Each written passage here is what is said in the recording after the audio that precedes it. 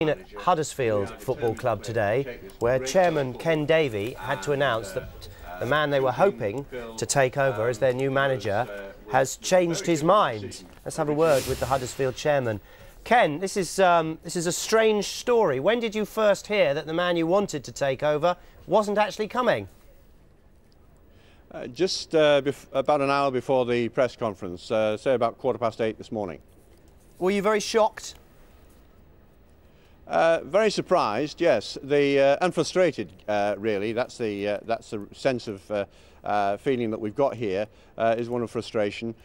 We had obviously gone through a very careful process in terms of trying to determine and appoint the new manager for Huddersfield Town, and we understood that Charlton were aware of the first interview that we had with Phill, and also the second interview, and then indeed that we had offered the position to Phill, and he had accepted. So it was with some frustration, and indeed I understand we'd agreed with the chief executive of Charlton that there would be a press conference in Huddersfield at 9:30 this morning, and that they would make an announcement at the same time, because we were very keen for Phill to remain at Charlton until the end of the season, obviously given Charlton's situation at the moment.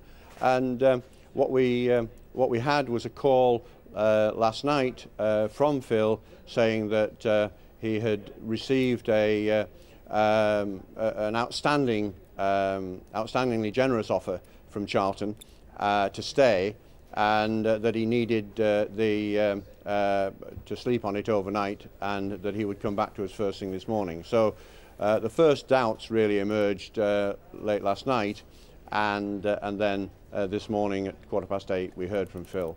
And Phill, I mean, he's got a young family, and you can't blame someone for accepting sackloads of money, but it is a bit frustrating from our point of view.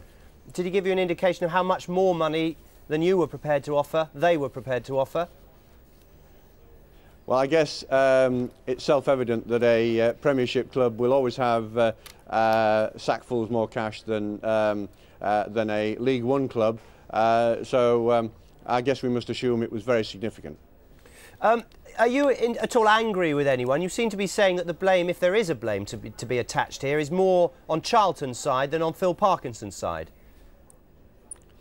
It's not for me to really cast blame. We've suffered from a situation that was not of our making, but we're determined to take Huddersfield Town forward into the Championship first, and then who knows. But certainly our objective is to get from League One into the Championship. We've interviewed a range of very high quality candidates, and it was a very close call as to whether it went to Phill or someone else. In fact, we invited Phill to take the job. He did accept, and now we're in the position of having an empty chair at the press conference. But he didn't sign anything, that's did life. he, Ken? You have to go on. He didn't sign anything. Well, in the world I live in, shaking hands is a pretty good indication that you've agreed something. OK, and how does this leave caretaker manager Jerry Murphy's position? Because his head must be in a bit of a spin, I would have thought, at the moment. Well, not really, because we wouldn't have expected Phill or necessarily